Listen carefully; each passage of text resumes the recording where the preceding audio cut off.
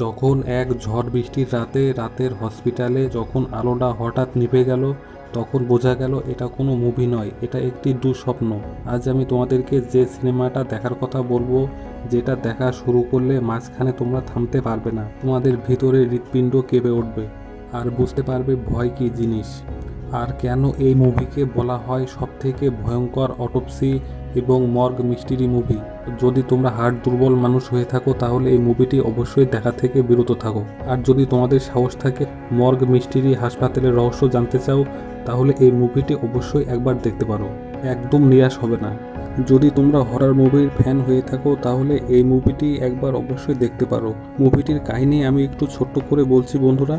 এক বাবা এবং ছেলে যারা হসপিটালে মর্গে পোস্টমর্টমের কাজ করে, এক ঝড় বৃষ্টির রাতে তারা ডিউটি শেষ করে বাড়ি ফেরার সময় তাদের কাছে একটি মৃতদেহ আসে।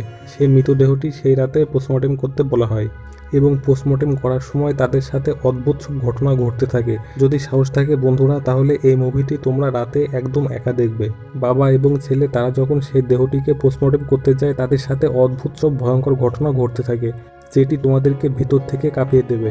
এমন কিছু হরর সিন এতে আছে।